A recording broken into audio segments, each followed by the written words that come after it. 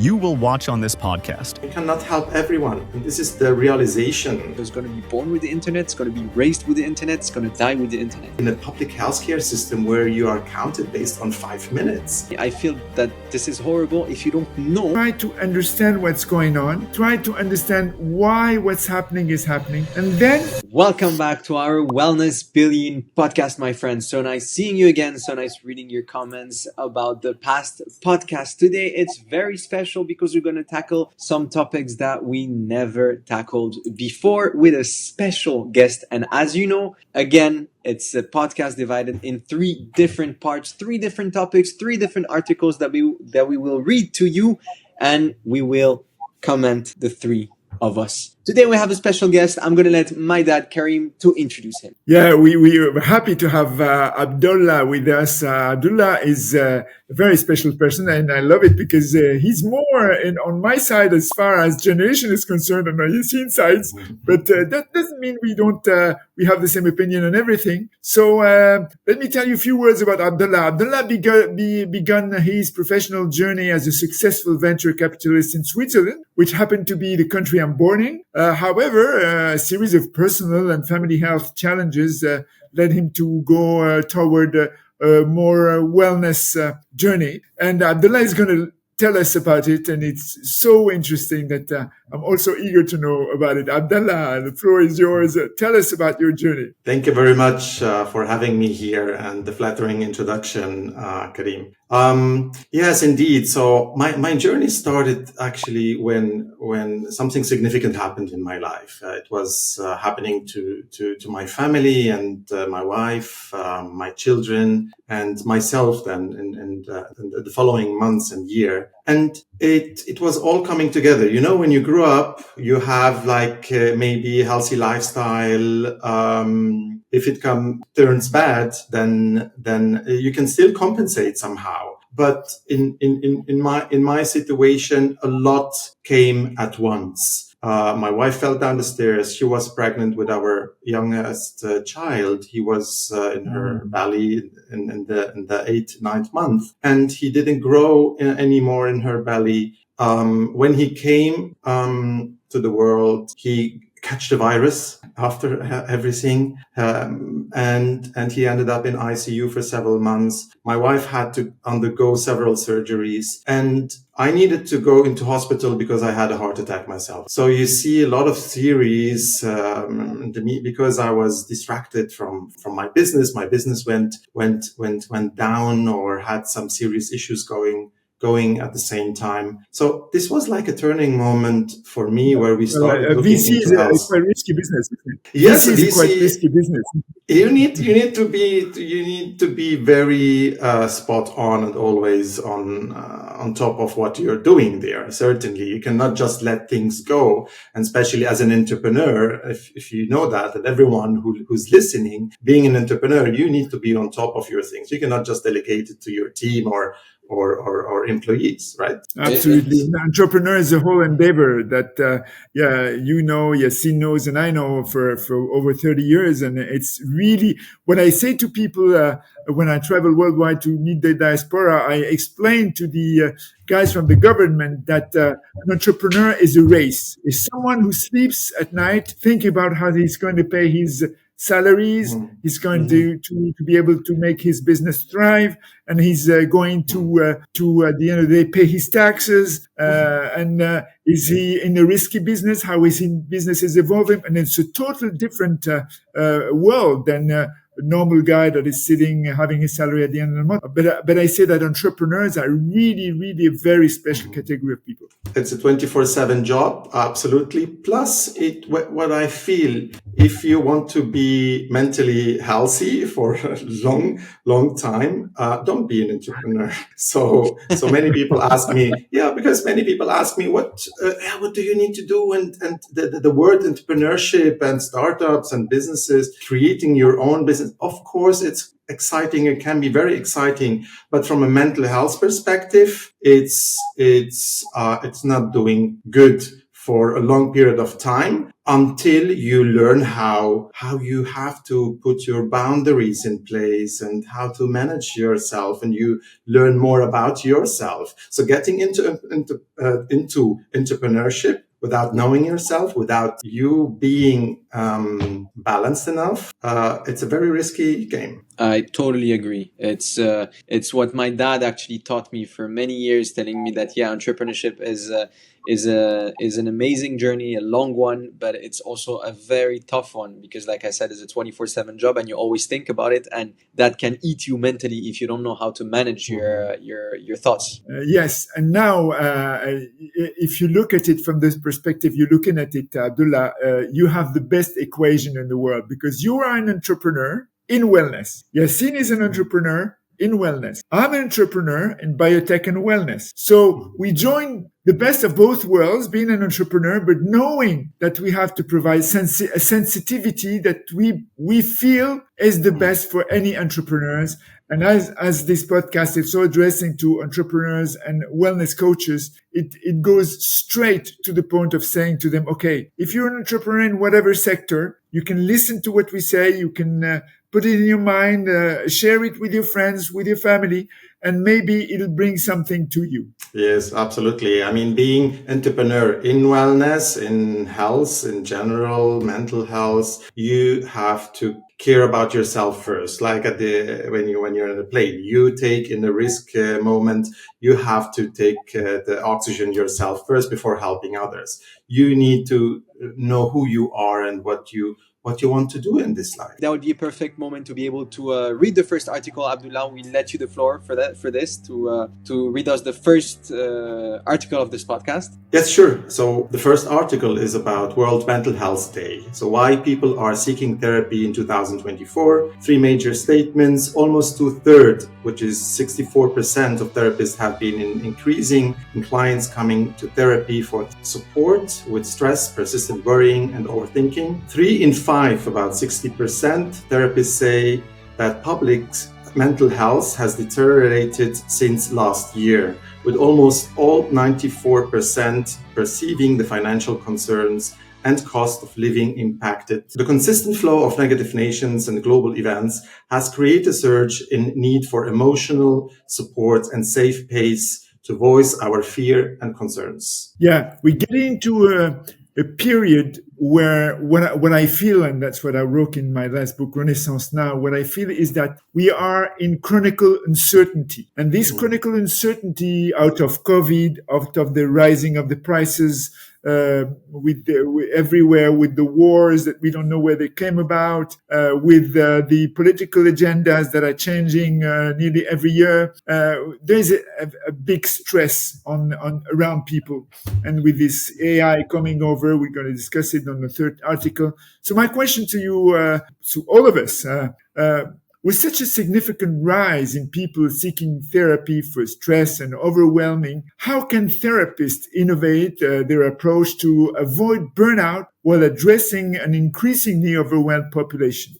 So first of all, therapists need to take care of themselves first. So I've seen many therapists, they are overwhelmed and they need a therapy at some point. And we have seen them going into treatment. And that's not the goal of being a therapist. So you need to put the boundaries.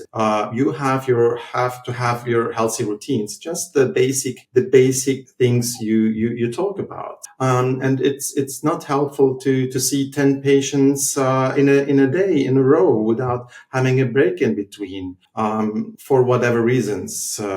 So first of all, putting the boundaries, having your own healthy routines, so you can teach what you preach. Nowadays, depending on what the article said, is true that actually depression and stress and anxiety and all of that is increasing, mainly, I think personally, because of social media, because of the information that we give us, not only on social media, but also on media. Because when you realize everything that is seen on media is bad. There's nothing good, or maybe 1% good on media. 99% is bad. And I also noticed on social media, because I'm 100% on social media, I noticed that whenever you have bad information, it goes more viral than good information.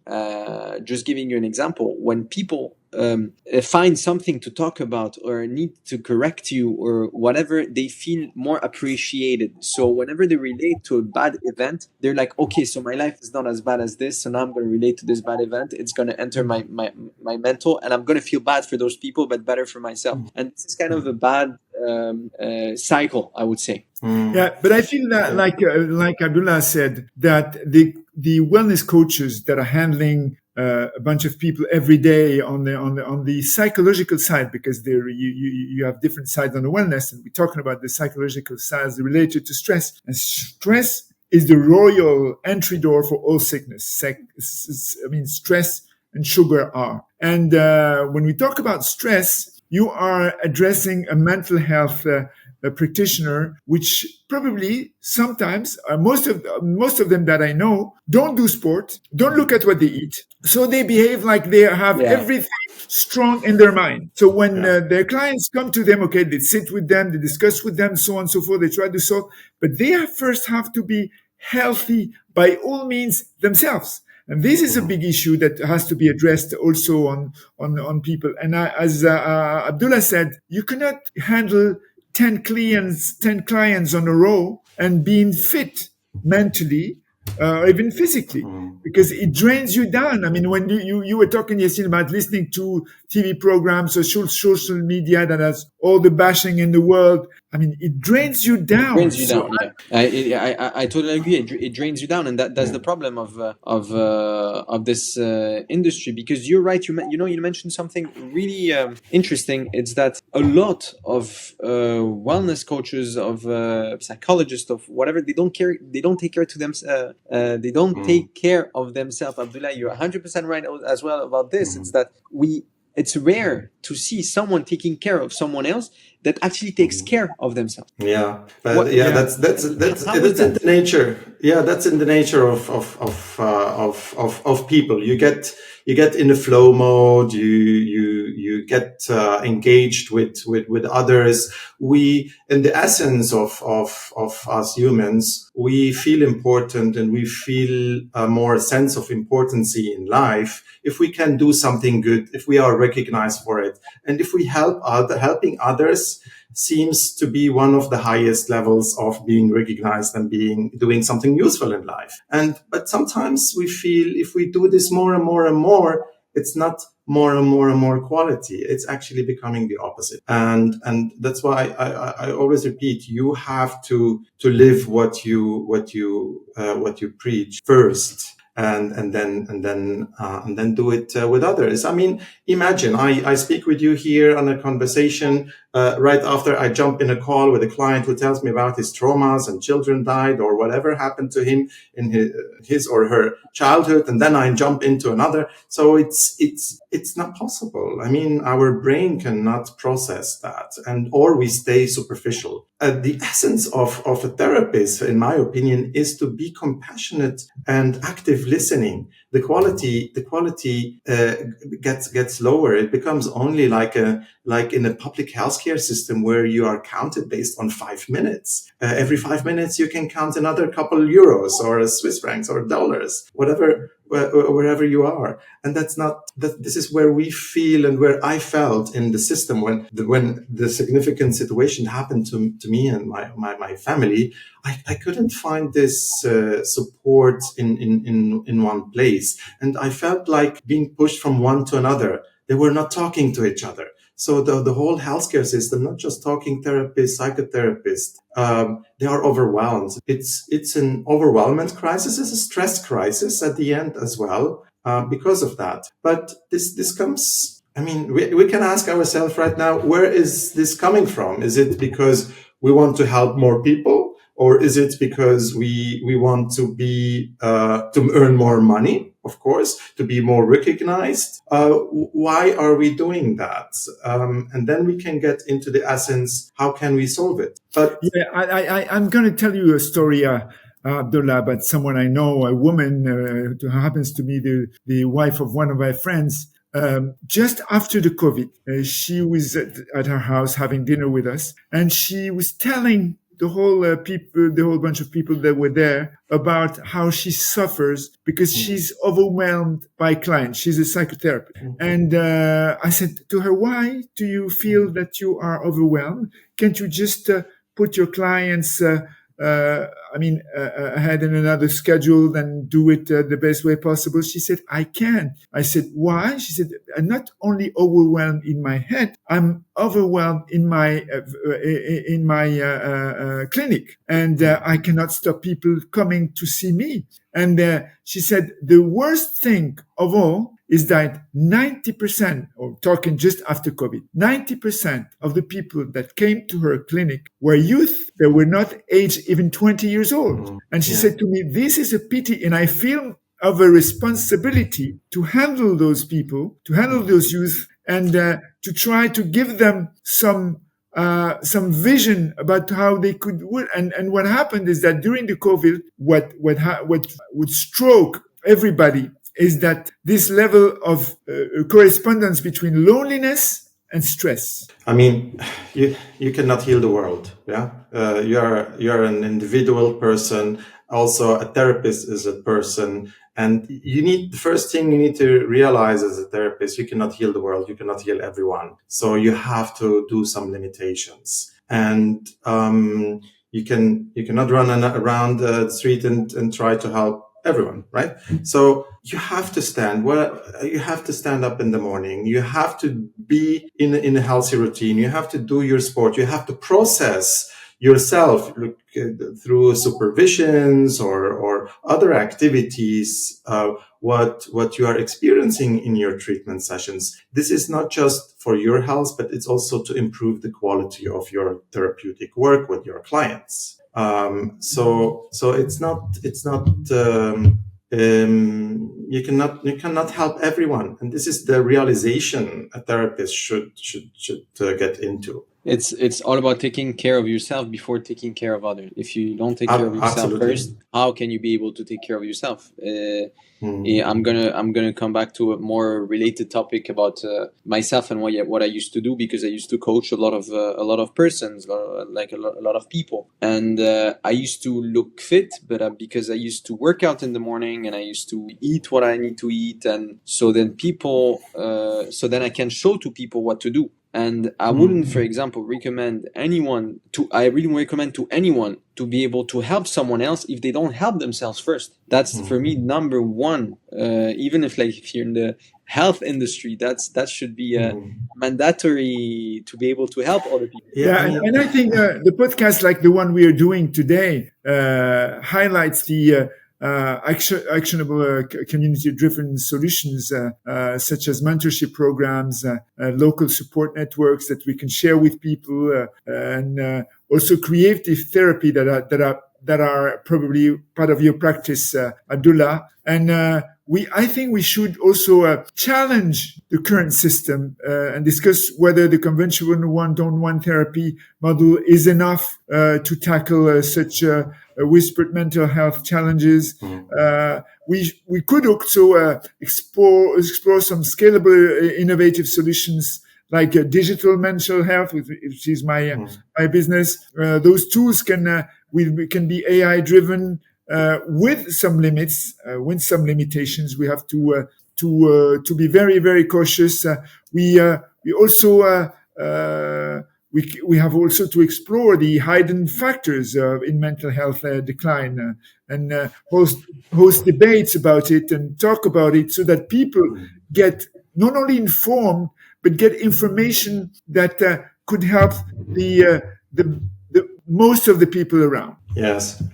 I mean, as a therapist, what you also could do, or what comes into my mind, is to build connections. I mean, in our clinic, in our practice, we also have the need or the willingness to help everyone who reach out to us. We realize also we cannot help them, maybe everyone, just ourselves. We need others. So build connections with others, because availability fluctuates. And if you want to reach more, I mean, what you're doing with this podcast is a great thing. You reach much more people, you wider range of people if you want to help more than what you can manage in your one-on-one sessions on a daily basis. So I think you need to become more creative. But if you do one step back and ask yourself, what is it you want in your life? Is it that you have a balanced life combined with helping others as good as possible, the quality first, then you don't go for the quantity, because at the end, helping more people is quantity, is not. Exactly. Totally agree. Yeah, and this is why I like those medias, like the podcast we're having, because it's a widely spread way to sensitize people. After all, everybody has his own opinion, but those media, when they're handled well, they can help a lot. Yes, absolutely. That's why we are here. I mean, we realize that. So it's an easy conversation. it's how it. Exactly. Yeah, well, yes. Leads us to the second topic, which is a kind of topic who handles the tendency of marketing about this wellness journey, which is growing tremendously. So Yassine, go ahead and read us the articles. So basically, the article says there's a lot of growth in this industry. Addiction treatment viewed as behavioral health's top expansion area, with three major statements. The first one would be more than 40% of polled behavioral health industry insiders believe the addiction and substance use disorder treatment space has the most significant growth opportunity moving forward. Second statement is that provider shortages continue to be a top issue and a barrier to patients receiving care, with 38% of industry insiders citing insufficient provider availability as the most significant challenge. And the third part, which for me is one of my favorite ones, which would be to meet challenges, organizations are responding by increasing the use of technology, adding more providers, opening new treatment locations, and expanding service lines. The first part of the article, it's all over, and I'll address to Abdullah because he used to be the corporate one. The thing is to debate the role of corporate influence in addiction treatment, host a conversation challenging the growing role of private equity in addiction care, which is a very, very important role. Invite the controversy views from experts to discuss whether it will lead to more accessible care or simplify the costs and put the cost downs and try to realign those disparities that people feel. Because you can go into and I want Abdullah to tell us a little bit about his clinic. Abdullah, it looks to me that you have a very high-end clinic which treats people in a holistic way, and I want you to tell us a little bit about it and to tell the audience a little bit about it. But we also have to think about how to make it wider so that everybody can benefit from it, and I think also tech solutions can do the job. What do you think? Yes. So I grew up in Switzerland. I'm Swiss with a Lebanese origin, but I'm a perfectionist also. I'm an entrepreneur. I'm a perfectionist. When I look You're at Swiss. something, I'm very Swiss. I'm very structured. I mean, I try to fix things somehow, and if it's about I like the Swissness in the perfection. But that's maybe my OCD. I needed to figure it out and live with it somehow. So after my incidences in my life, I looked at the healthcare system I had in Switzerland, because I had to go and see different specialists in their field, but they were not talking to each other. I mean, we are a complex human being. How can you provide health care or mental health care or holistic health if you don't align different areas together? And this was at that time lacking. So I looked at it as an entrepreneur from an entrepreneurial perspective. So what is the best thing I can do to help others or to help myself in that moment, because I can surely not be the only one in the world who is struggling, who has a certain high needs. So So what is it this, that you did? what I did, I tried to learn first. I wanted to understand what is it that makes human tick. So I studied psychology. I tried all types of alternative health. I tried everything which is available out there myself. And out of that, I traveled, I visited several treatment centers around the world. I spoke, had therapy with all types of therapists, doctors, and so on in Switzerland and other areas of the world, just to learn. I was curious. What is the best thing to create? And this is what led me to create kind of a model where it's integrated, where a psychiatrist, a psychotherapist, and body therapist, the yoga, the personal trainer, the nutritionist, the medical doctor, the holistic, the classic medicine, they all talk together. It's a team. They talk together, and they create a treatment program for me because I don't know. I'm the patient. So what is it? What is it? Am I in need right now? I need them to tell me what I need. And most of the time, a therapist, just a psychotherapist, doesn't know that, doesn't know what the medical side may need, or what the microbiome is affecting the brain, or and the trauma is affecting the psychosomatic situation you are in right now. So you see, we are so complex human beings. Everyone is unique neural pathways, unique communication, unique past. And you cannot just get therapy from one source, and certainly not on the intellectual level. So when I say intellectual level, is like just seeking talking therapy with a psychotherapist is not enough. You have to discover your body. You have to discover yourself. You have to connect your body and mind again. The essence of lot of let's say stress related problems in the world is the lack of capability of emotional regulation. So this is what most people in the world need to learn, how to manage your emotions. But now we are getting into a topic. I will get back to what we do and how we do it, but now we get also for social media and other like way of our living in our world. It's I mean, using social media, the quickness, not the focus. This is degenerating our concentration capacity. So this is what has been helping also, among other things like ADHD and other topics, to increase in the world. I mean, the young generation, they cannot sit and focus and read a book anymore. It's impossible. If you go to the Middle East, I mean, I've traveled frequently there. I have a lot of clients from the Middle East.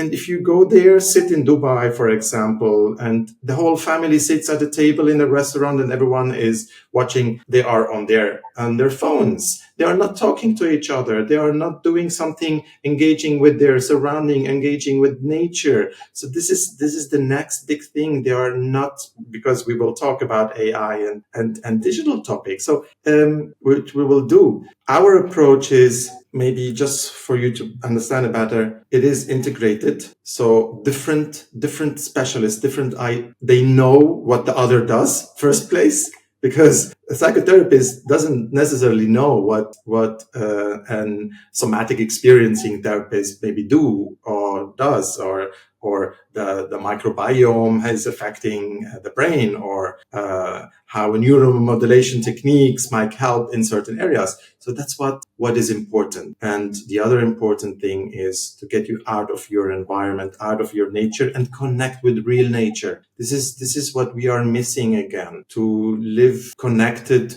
with what our essence is, and not with laptops, computers, work, and goal-oriented environment. So I can Yeah. talk forever. So No. I got your point. I got your point about the phone usage. About the phone usage. I mean, yes, he knows it. We prohibit the phone usage while we're having lunch or dinner, and I think it's a very good point, because that's the only way we can discuss together as a family, or as a family and friends. And our friends know that we have prohibited the phones during the meals, so they respect and they love it at the end. And we do that. And the second thing I wanted to share with you is about being able to look at it holistically. Yes, we're very complex. We should look at it from distinct points. And our duty as wellness, I would say wellness kind of experts, it's to share as much simple information as we can to nudge people into getting to listen to their body, because the best thing they can ever do is be a little bit apart from their body and listen to their brain and body together, and try to understand what's going on, try to understand why what's happening is happening, and then be stewarded by the whatever clinic or whatever practitioner to do the job. But I think as people are always forced to take care of very simple things during their life, like food on the table, work, whatever, they don't think about that. So they burn from the inside because they cannot take the necessary distance from their mind and their body. I strongly believe as well that they can't do that because they're attached to their phone, like Abdullah said. It's that I'm going to give my personal experience. My job is to take the phone and to film every single day, and to be constantly on social media. And this personally kills me, because I know that it's for me that's my job. But internally in my head, it's constantly working. What can I do next? What can I do next? What can I do next? And I had this experience of traveling around Morocco with a van. And this experience taught me so much, because I found myself in beautiful places with no one around me, and just myself and I just looking at nature and enjoying the beauty of nature. So reconnecting with nature and reconnected with myself. And I strongly believe that every single one of us needs this experience to be able to disconnect from social media and the internet. Because today, someone that's born today is going to be born in the era of the internet. So it's going to be born with the internet, it's going to be raised with the internet, it's going to die with the internet. And personally, I feel that this is horrible if you don't know how to manage this addiction, which is clearly an addiction. Yeah. Taking the phone, sometimes we just take the phone just to open the phone and close it again. We know that we don't have any notification. We know that we don't have anything to do. But the addiction of just taking it, looking at it, and putting it back. Yes. No, it is definitely an addiction, and there is no doubt about that, because we know from science it's releasing dopamine and the use of social media, and you get the message you're important, someone is taking care of you, or the feeling of missing something out, and so on. So we know that it's nothing new in that sense. But what we feel is people who get addicted or being sucked into this more than others is those who are not balanced or have lack of self-esteem. Possibly they are uncomfortable within themselves or being alone as well. And this is where we are. This is also what we see very often, that people, they cannot be alone. They cannot be quiet. They are always active. They always need this vibrant environment around them. You know, I live most of my time in Mallorca, which is an island. It's calm. We have the beaches. We have the mountains. This is where it's beautiful. We have particularly the sunshine, and I live on the countryside. We have horses, we have animals, we get the fresh eggs. You know, we are connected with nature. My boy, my little son, uh, we had problems with. Today he grows chicken, and every day, That's nice. we are connected to nature more than we were in Zurich and Switzerland, where I grow. Now, when I travel for business reasons or for other reasons to other cities in the US or London or Paris and so on, for me this is passive stress, and we don't realize how much this affects us, our body. We talk about stress to be like something which is just happens to you by your routine or the job or the work or what is needed from you. But stress is much more what is in your environment. Let's say the AC were running all the time, the noise running all the time. This is affecting every cell of your body, and this creates trauma. This creates stress. The more you have of this, the more you collect more and more stress. Yeah. Yeah, you see, we had a podcast, I think it was about 1 month ago, when we discussed about the matter that people that can go just to the garden in the middle of the city get cure of so many diseases by having some greens around the cities that they go to. And it was astonishing. You had something like doubling the curation mode of people by going into these green places at least 2-3 times a week. It's nothing much, but it's 2-3 times a week make the whole difference. Then I would say how we could see the future of addiction treatment, those treatment centers that would evolve into fully integrated, like you do in your clinic, hubs that are offering a combination of in-person care, you combining with digital therapies and also telehealth options for most of the people that are supported by not only AI system, but also by the governments over predictive treatments. Because I believe, and we believe in what we do on a daily basis, that predictive treatments are much better than curating treatment. And what you say of going out, getting into the countryside, which you belong to because you live there, it's not as easy for anybody who lives in the city. So we can also have a community-owned behavioral health networks that could also help. And to counterbalance corporate influence, we might witness the rise of community-owned and that would be operated by behavioral health networks. And that would prioritize local needs, like leveraging shared resources, technology, and enterprise to deliver this sustainable care that we're all looking for. Yes. Certainly every environment has its individual adjustment of your routine and life and how you rejuvenate a little bit yourself. But you can also plan it. It's all about planning. If you know what you want, first you need to know what you want, and then you can plan for it. For example, if I travel to a city like London, I was traveling recently to London, I particularly make it myself very easy to go out and do sports. So where is my hotel? Where am I booking in myself? It's next to the park. Of course I do that because I know it's easy. I just cross the street and I'm in the park. So it's all about planning. If I'm at home, I do my schedule. I plan when am I in need of recreation, time for myself, time for, in Spain, you say the siesta, just to have a little nap. I plan this in. And if you would look into my calendar, I have nap. I love it. So it's, and it changes from summer to winter. In summer, I prefer the naps in the afternoon because it's hot. In the winter, I prefer to work more in the morning. And, it can also change over the course of the year. But you need to plan for it. To plan for it, you need to know what you need and what you need to plan, So I totally agree. It's what I mean. Good planning means good life. Yeah. Yes. And planning means also putting boundaries to other things. Exactly. Because if my schedule is open to my team, if I just keep everything open, I'm booked completely.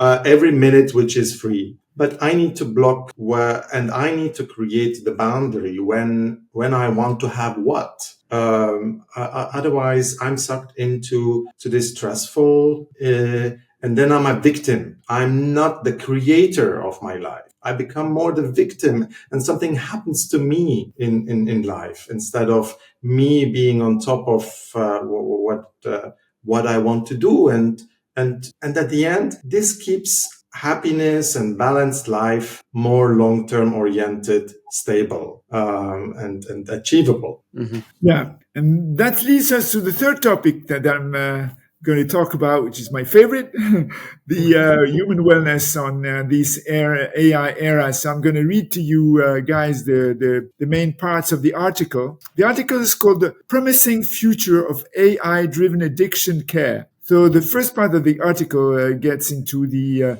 artificial intelligence, like AI, can function as a therapist, predict the outcome of addiction treatments, and may soon be able to summarize medical record. Then you have a guided self-help based on artificial intelligence is readily being tested within addiction care and psychiatry in general. And then the third major point is if digital aids enable some to manage more independently, it will free up resources which can be used for those who need treatment. So guys, this means that the AI is getting into our life. It can do some good, but we have to have boundaries around it, because when it can, I mean, in the company we're in, Opinion.ai, we work with AI on getting information from the body through sensors. But that's not the same thing when you get information which are figures from sensors, and you get information from the psychology of people. And I was discussing the matter with a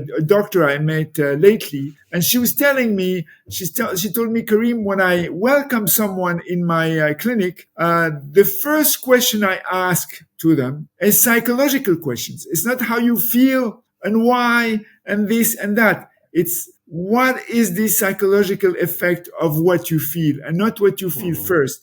Because she said to me, you have to be sure of the psychological environment the person is, to be able to facilitate the diagnosis you're going to pose and do. And I admit that using AI for those such a diagnostics could be of a help, but we definitely need a human intervention to be able to evaluate the whole thing in a holistic way. What do you think? I mean, for me, it's very simple. I love AI. I think it's a great development. But and here's the but. You know, when the car was invented, the car was a huge revolution, right? So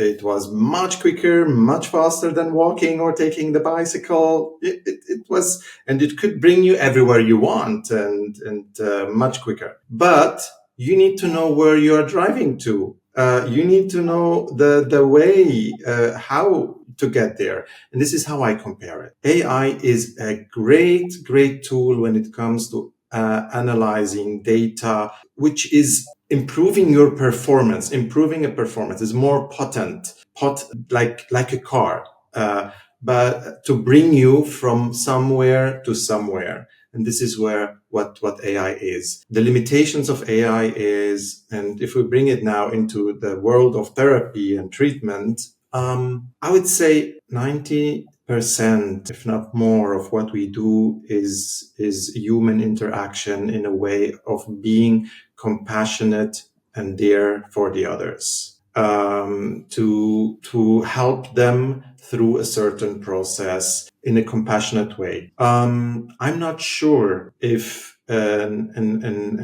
virtual assistant, AI-driven virtual assistant, some point will be capable to do that or not. Maybe to some point, but we are not there, by far not. So the human is can feel the nuances, can see if the smile is just this. we are certainly still in need of this human compassionate interaction with patients. But where AI can be helpful and is definitely helpful is to summarize information, analyze information. And this analysis of information can be great because it can be better than humans today, because it works better than humans today. We have heard stories like a mother who put in information of symptoms of her daughter after being multiple doctors with false information. And with the information AI gave her was more accurate, and she could treat her daughter much better and successful. So I think on that side, the analysis of data, information from the body, treating diseases and so on, the development of medication will certainly be enhanced using AI. But the human interaction is currently, particularly in treatment, not replaceable. Abdullah, you said two words that kept in my mind, which is enhance and tool. AI is a tool that will enhance the capability of a human if we know how to use it wisely. Because AI is really good to be able to get quick information, to summarize information, to get key points, to get a lot of valuable information. But AI cannot transmit emotions for now. And I strongly believe that in the world of wellness, we need emotions, we need compassion, we need human interaction. So AI will help us help more people, but will not replace the real human, the real emotions. Yes, absolutely. I believe in that. And there is another perspective to AI as well.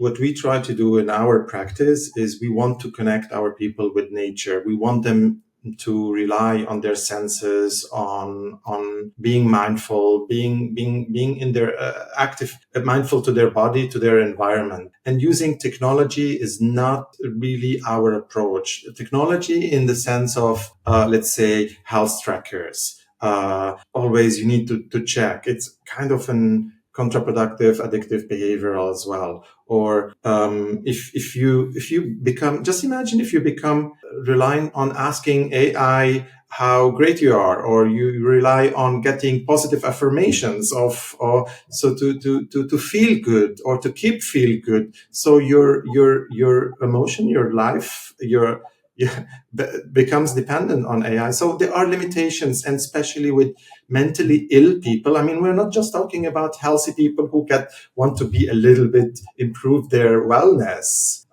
We treat also serious mental health disorders, and AI can be even risky. This is why the medical community is very cautious about it. But I think AI gets better and better every day. It gets better in predicting. It gets better in giving you the right figures for what you have, because AI is embedded in most of the medical devices in the clinics, in the hospitals, and so on. And it's getting into our life one way or another, whether we see it, whether it's invisible. And that's the most tricky thing, because we use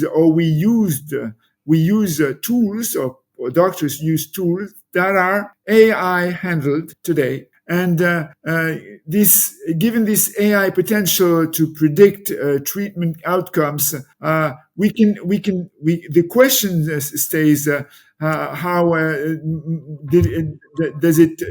would it challenge traditional roles of therapist and addiction specialist in the near future? Let me tell you a story. There is a statistics on a survey, and it was a meta model that went out about a month ago, and they asked the questions to the patients. Would you rely on diagnosis done by an AI or a doctor? And more than 65% said AI. And then the second question was, would you rely on the conversation you have with the doctor or with an AI? And again, it's around 60% or 62% went for AI. So it means that the feeling that AI provides to the people is a feeling of a kind of certainty, although they rely on human being to interact with, which I think is mandatory, it's important. But the statistics are here. AI is taking over little by little.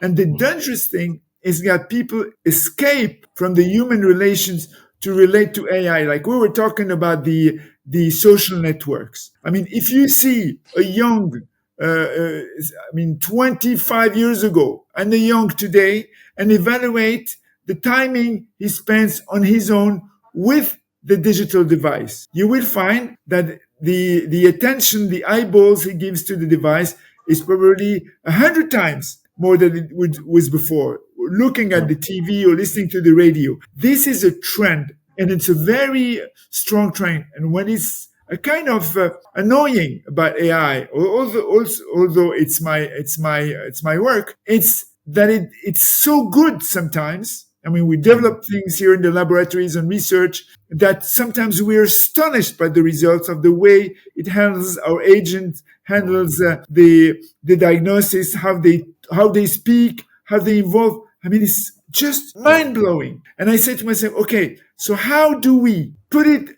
so that everybody knows what it's doing, putting and allowing people to get connected with the machine in a proper way, so they're not depending on the systems, but they go and rely and talk with other people like therapists or friends or whomever, but they don't rely only on what AI is providing to them. Yes.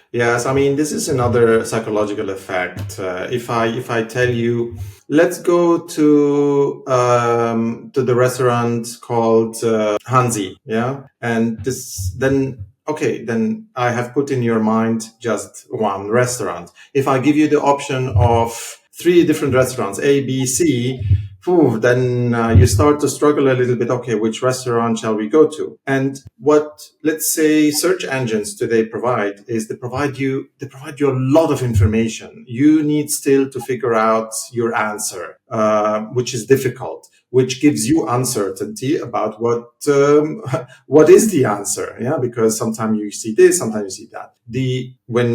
I assume you refer to AI like ChatGPT, like a chat.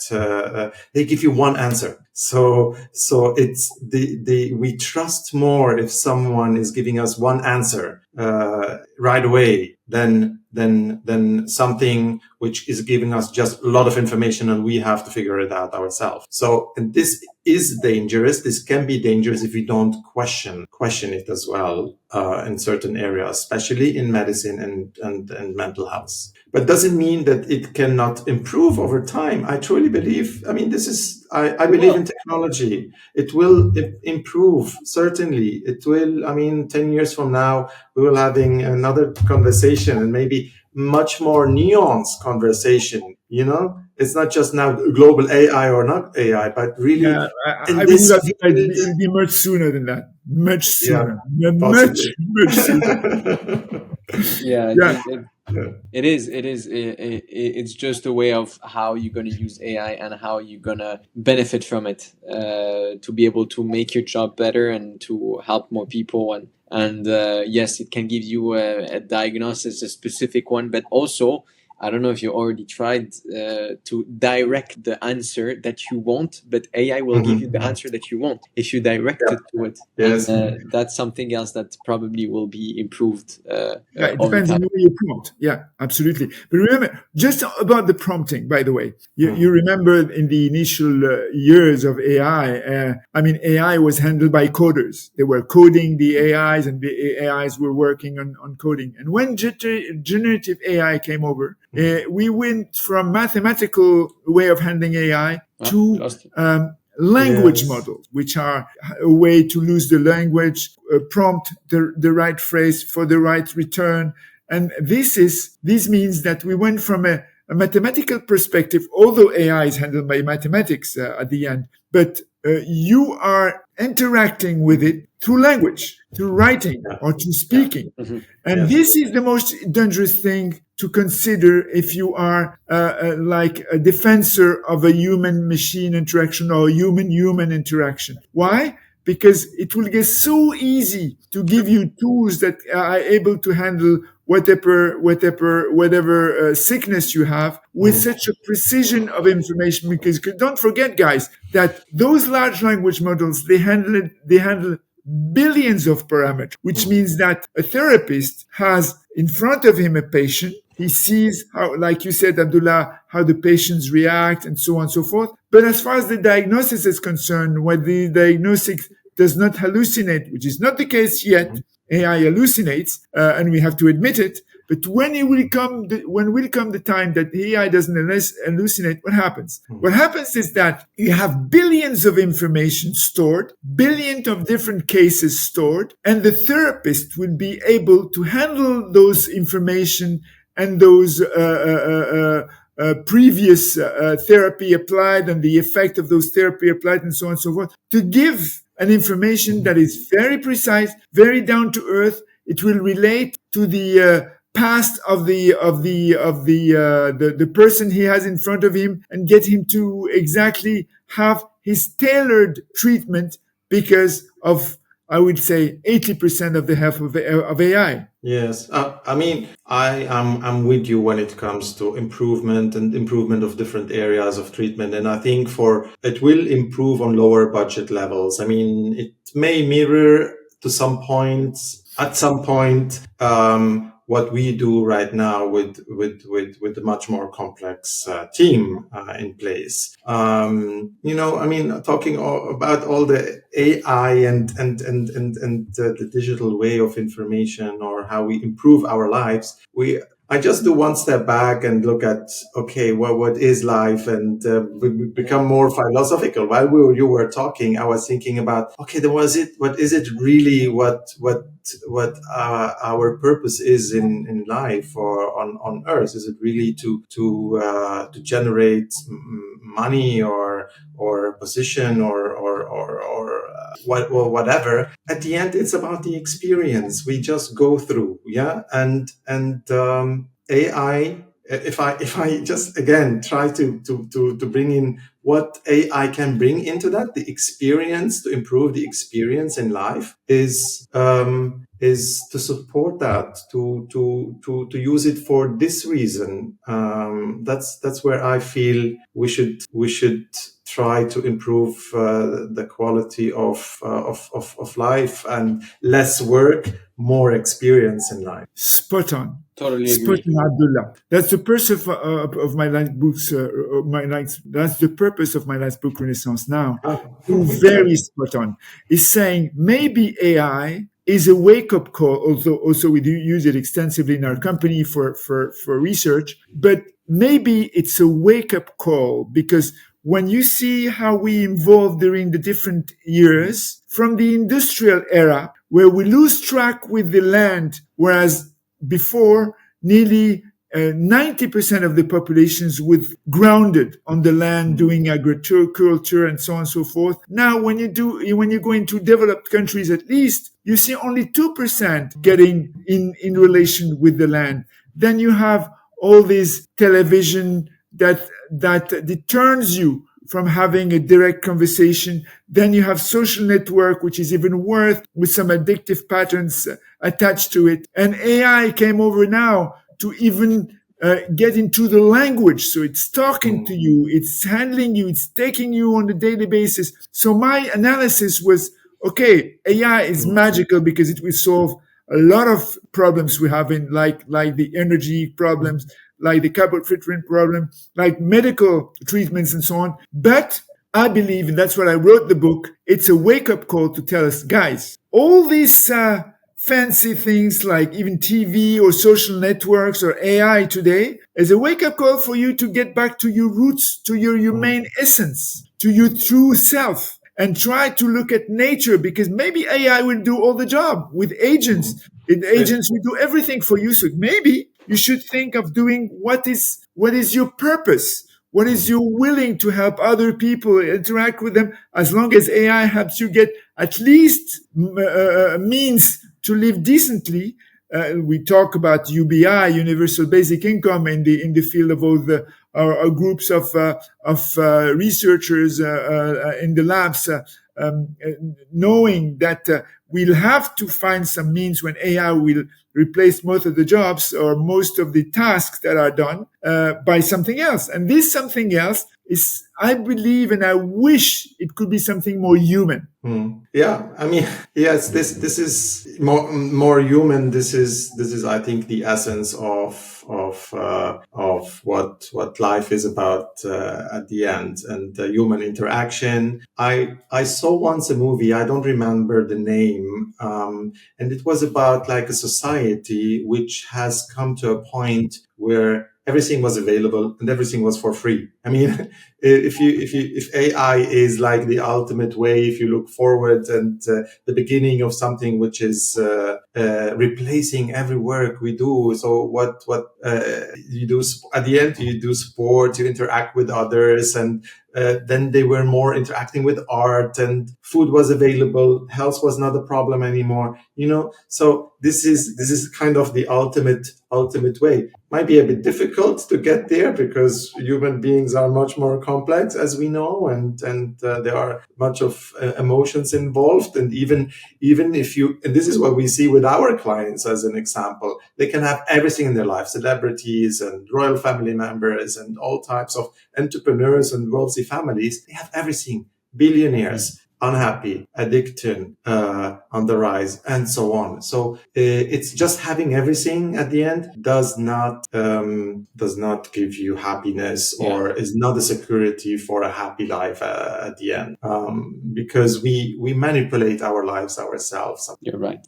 Well, that's really heavy topic, because there's, at the end, AI maybe will make us more human and will help us become more human. We're all scared that AI will destroy our lives, but maybe it will give us our life back. And if you remember in the book, I say on one sentence that we were used to have this paradigm on the 4 dimensions of Einstein, and maybe to get into what Abdullah just said, we need to go into other dimensions, which are like the quantum dimensions or the yoga dimensions, which are 12, that are allowing you to go to another way to look at life. And maybe, Abdullah, what you were saying about having everything so that you get this a kind of discontent is, while you look at life in the, I would say, an old paradigm, which is a paradigm of overconsumption, of having instead of doing, instead of being, not even doing, but instead of being. And when you look at centenarians, I always take that example. Why are they so happy? They're so happy because they interact and they have something to share as a person. They don't have fancy cars. They don't go and travel so much, but they're just happy with themselves in the community.